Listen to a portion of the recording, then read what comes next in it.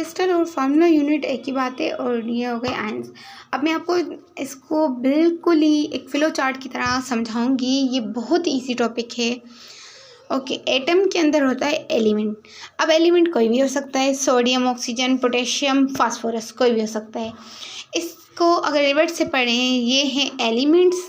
Elements को हम atom भी कंसीडर कर सकते हैं, और एटम के अंदर होते हैं पार्टिकल, और पार्टिकल्स को जो डिवाइड किया जाता है, क्लासिफिकेशन की जाती है सब्सटेंस की टाइप्स पे।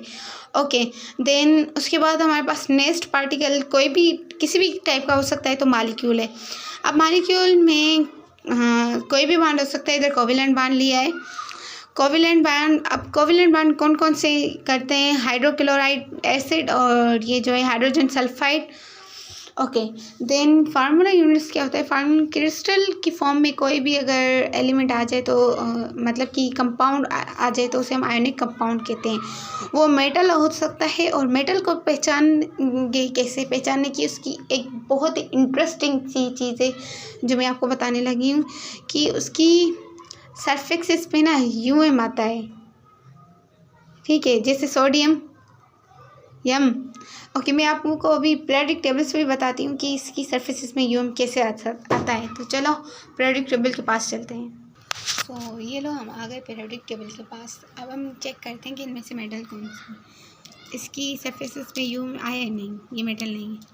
लिथियम यूएम, ओके मेटल। सोडियम, पोटेशियम यम, रुबेनियम यम, caesium, francium, beryllium, magnesium, calcium, strontium, barium, radium यम, scandium, yttrium, titanium, zirconium, vanadium, niobium, chromium, molybdenum, नहीं ये नहीं है, इसमें यम नहीं आता। Titanium, ruthenium. तो ये भी जो है नॉन मेटल है, इनमें भी कहीं पे भी यम नहीं आएगा। तो आप देखो, नहीं ये मेटल है। टेलीरियम, इसमें यम आता है। ओके, तो मैं अभी आपको इधर बता भी देती हूँ एविडेंस के साथ कि ये मेटल्स हैं। तो इसमें जो है अल्कली मेटल्स हैं, ये मतलब मेटल्स हैं, तभी इनको रेड कलर से शो किया हुआ है। तो यहाँ पे जो भी रेड कलर से बने हुए हैं एलिमेंट्स, वो एटम हैं। और ये भी जो है अल्कलाइन अर्थ मेटल्स हैं, तो इनमें भी यूएम आता है। उसके बाद ये जो है सारे बेसिक मेटल है। चेक करते हैं बेसिक मेटल की सरफेक्स में यूएम आता है। Yes, UM UM UM UM. Okay, उसके बाद सेमी मेटल्स हैं। सेमी मेटल्स हैं, इनमें चेक करते हैं यूएम आता है। तो हम इस कलर को ढूंढते हैं, ध्यान से देखिए इस कलर को। ये सेमी मेटल्स में भी देखो, किसी में ये भी सेमी मेटल है, बट किसी में यूएम आता है, किसी में नहीं आता। इधर तो हमें तीन सेमी मेटल्स में यूएम मिला।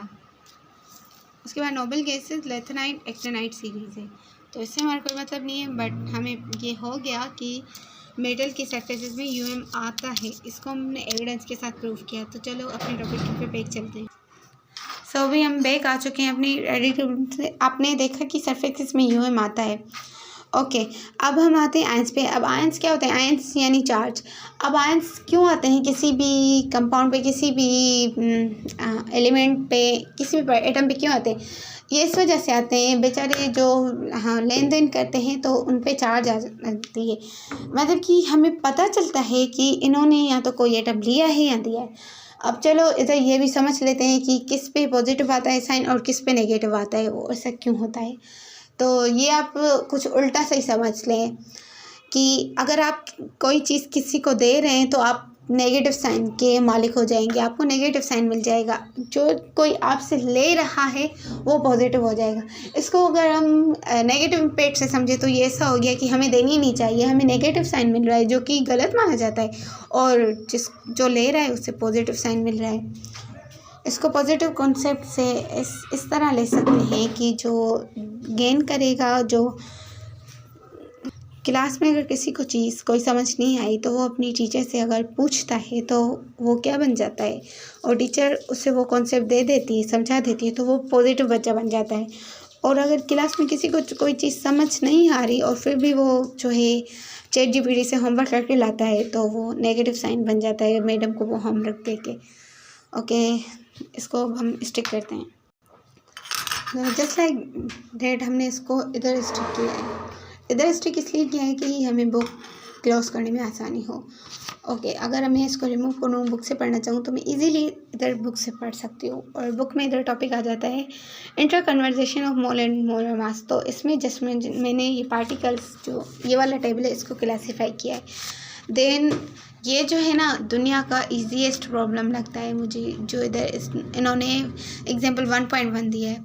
अब ये इतना इजी, अगर आपने मॉल का कॉन्सेप्ट लिया है, ओके, आपने मॉल का कॉन्सेप्ट नहीं लिया, आपने जैसे ये स्टिकी नोट बना के लगा दिए और आपने कुछ दिनों बाद खोला, तो आपने क्या करना है, आपने जस्ट जाना है, चलो मॉल भी नहीं पढ़ा आपने ये फार्मूला उठाना है, इसको पुट करना है और वो वाला प्रॉब्लम सॉल्व करना है। अब ये कैसे होगा फार्मूला? तो जब मैं इसकी तैयारी करती थी तो मैंने इधर जो है बोर्ड के 2 साइड है, तो इधर इस बोर्ड की साइड पे मैंने सारे फार्मूले लिख दिए थे, जैसे mole is equal to given mass, gram atomic mass and molar mass, और नंबर ऑफ मॉल्स वाला भी लिखा था। ये सारे नंबर ऑफ मॉल्स से डोनेट होते हैं, बट इनसे डिफरेंट चीज़ एक्वायर कर सकते हैं, जैसे मास है, उसके बाद दूसरे फार्मूले। और जो दूसरी साइड पे मैंने इसके प्रॉब्लम सॉल्व किए थे, उसके अलावा जो है ये बहुत ही इजी है। मैंने इस पर भी सारे जो फार्मूले, अगर इसके ये तो बोर्ड है, मिट सकते हैं, तो इस पर मैंने फार्मूले लिख लिए थे। तो इट्स वेरी इजी, अगर आप फार्मूले लिख लेते हो तो प्रॉब्लम सॉल्व करने में कोई भी मुश्किल नहीं होती। देन आप ये फार्मूला उठा के जस्ट ये वाला प्रॉब्लम सॉल्व कर सकते हैं। ओके, चलो इसको inter conversation of mass into mole into mass, तो ये तो बहुत इजी है और ये प्रॉब्लम सॉल्व करना भी बहुत इजी है।